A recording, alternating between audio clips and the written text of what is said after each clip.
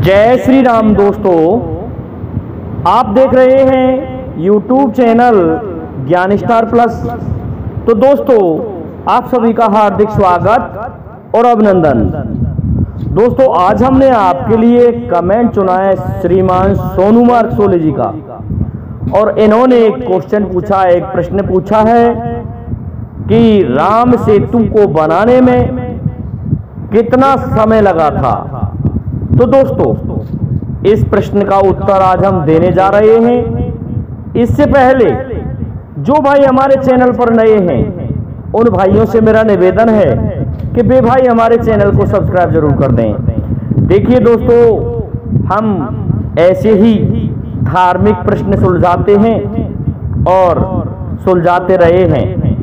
हमारा वीडियो बड़ा इंटरेस्टिंग होने वाला है और प्रमाण सहित भी बताएंगे हम।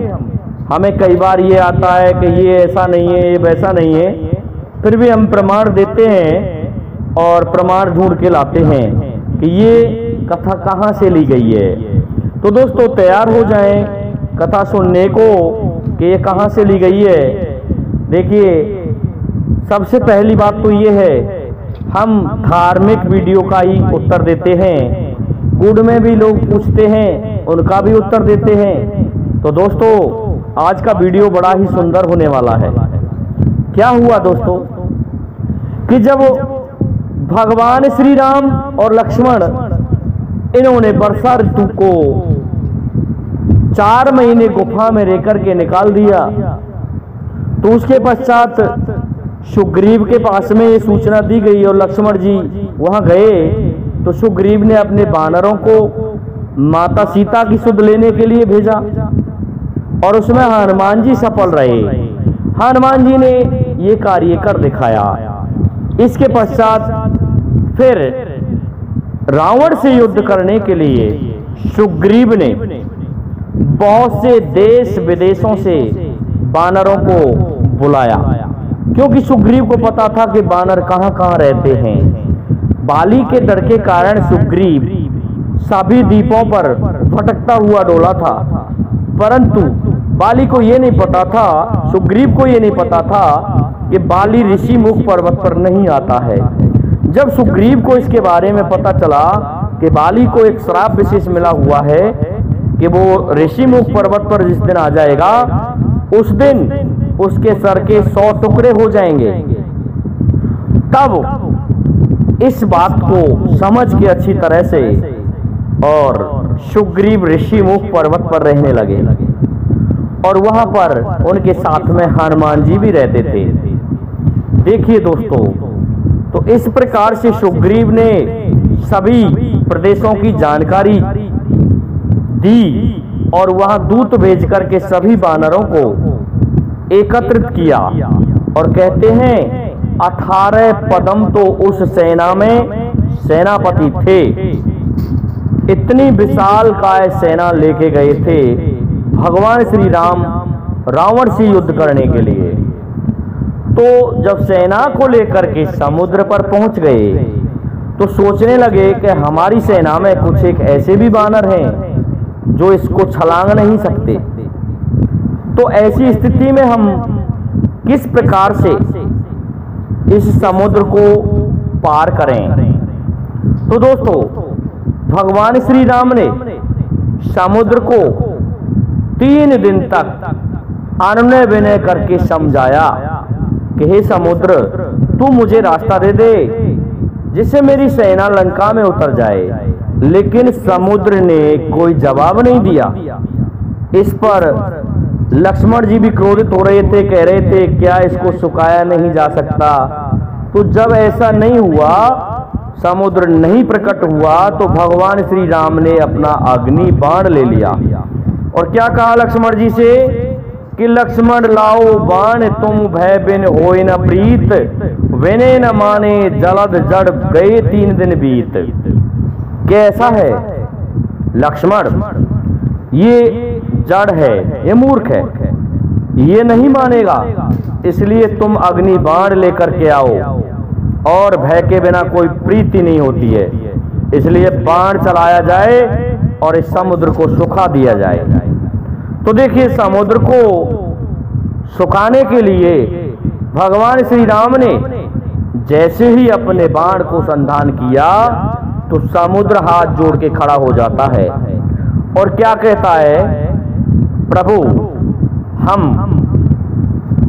जो ऐसी प्रवृत्ति के आदमी हैं उनको अंकुश होना चाहिए, बिना अंकुश के हम कार्य नहीं करते हैं। मैं समुद्र हूं, निम्न प्रवृत्ति का हूं, इसलिए अब मेरी समझ में आ गया, परंतु प्रभु रास्ता देना संभव नहीं होगा, मैं उसके लिए आपको एक उपाय बता सकता हूं। तो समुद्र ने उपाय बताया कि आपकी सेना में ही नल और नील नाम के दो बानर हैं, ये दोनों ही शिल्पकार हैं और ये बड़ी अच्छी तरह से सेतु का निर्माण कर देंगे, तो तुम उनसे सेतु बनवा लो। इस बात को सुन के भगवान राम कहने लगे ठीक है। तो दोस्तों, नल और नील को एक श्राप विशेष था। ऐसा बताया जाता है कि जब सुतीक्षण के गुरु जो थे और सुतीक्षण को पूजा का स्थान दे दिया था गुरु ने, तो गुरु जी कुछ समय के लिए आश्रम छोड़ के चले गए थे और पूजा का संपूर्ण भार सुतीक्षण पर था। जब सुतीक्षण जी पूजा करते थे और उन सालग्रामों को पूजा करते थे, तो ये दोनों बानर बाल्यकाल में बच्चे थे, तो उतर के आया करते थे वृक्षों से और उतर के उन सालग्रामों को लेकर के समुद्र में फेंक दिया करते थे। इससे क्या हुआ, समुद्र में जैसे ही फेंक दिया तो सुतीक्षण सोचने लगे कि अब क्या करूं। इन्होंने तो मेरा जो पूजा का जो ठाकुर जी हैं उनको समुद्र फेंक दिया सरोवर में। वहां एक सरोवर था दोस्तों, समुद्र नहीं सरोवर था। तो इन दोनों ने ये प्रक्रिया अपना रखी थी। सुतीक्षण ने उस बचाव के लिए वहां एक जामुन का पेड़ था, उस जामुन में से 2 जामुन ले लिए मोटे मोटे और उनको सालग्राम के स्थान पर रख दिया। तो सुतीक्षण जी इस प्रकार पूजा करते रहे और नल और नील उन जामुनों को चबा के उनकी गुठलियों को सरोवर में पटक देते थे। इस प्रकार का क्रम चलता रहा। जब गुरुजी पूजा देखने के लिए कहीं जो बाहर गए थे वहां से आए और देखा गुरुजी ने आकर के कि वहां पर सालग्राम नहीं थे और सालग्राम थे तो जामुन रखी हुई थी। गुरुजी ने पूछा, सुतीक्षण ये बता तू हमारे सालग्राम कहाँ हैं? और कि गुरुजी रखे तो हैं कि इतने छोटे, कि छोटे नहीं गुरुजी, बार बार चंदन और बार बार पानी से स्नान कराने के कारण ये छोटे रह गए हैं। गुरुजी समझ गए कि निश्चित ही सालग्राम खो गए सुतीक्षण से, लेकिन देखता हूं सालग्रामों को कौन ले गया। तो जैसे ही गुरुजी और सुतीक्षण दूर जाके बैठे, दोनों नल और नील उतर के आए वृक्षों से और आकर के उन्होंने उन सालग्रामों को उठाया और उठा करके पानी में पटक दिया जो जामुन के बने थे। इस बात से गुरुजी समझ गए कि निश्चित ही दोनों बानरों ने सरोवर में मेरे सालग्रामों को पटक दिया है। इसलिए गुरुजी ने श्राप दे डाला, कैसा है, तुम दोनों के हाथ से अब पत्थर तैरने लगेगा, ये मेरा श्राप है। जब ऐसा हुआ तो उनके सालग्राम तैर करके ऊपर दिखाई देने लगे और सुतीक्षण उनको निकाल लाए। प्रत्येक दिन ये दोनों उन पत्थरों को जल में फेंकते, लेकिन पत्थर क्या दोस्तों, पत्थर के ही होते हैं सालग्राम, तो उन सालग्रामों को जल में फेंकते और प्रत्येक दिन सुतीक्षण सरोवर से उनको वापस निकाल लाते। इस प्रकार से इनको ये श्राप था। तो ऐसा है, समुद्र कहने लगा, हे प्रभु इन दोनों के हाथ से पत्थर तैरता है, तो आप ये सेतु का निर्माण इनके हाथ से करवा लीजिए। दोस्तों, दोनों बानरों को भगवान श्री राम ने बुलाया और कहा कि आप शिल्प कला में निपुण हो, जो भी बानर पत्थर उठा के लाएगा, चट्टान उठा के लाएगा, वो तुम्हें हाथ लगा के इस समुद्र में फेंकना है और ये सेतु बन जाएगा। दोस्तों, ये क्रम पत्थर फेंकने का और लाने का 5 दिन तक चला। 5 दिन में ही बानर वीरों ने इतने पत्थर ला दिए कि राम राम लिख करके नल और नील उनको समुद्र में डालते गए और ये सेतु बन गया। कहते हैं दोस्तों 30 मील का ये राम सेतु बनाया गया और 10 योजन चौड़ा बनाया गया। इस प्रकार से ये सेतु धनुषकोडी से लेकर श्रीलंका तक बनाया गया, जो कि आज भी मौजूद है। और ये कथा भगवान श्री राम के जहां पर सुंदरकांड का वर्णन रामचरितमानस में आता है, लेकिन उसमें कोई अवधि नहीं बताई है, वाल्मीकि रामायण से ली गई है।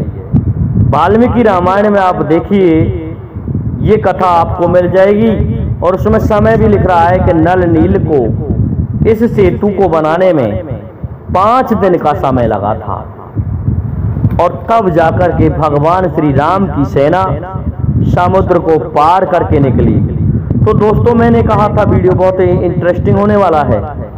मैं समझता हूं श्रीमान सोनू जी आपको आपके इस प्रश्न का उत्तर मिल गया होगा।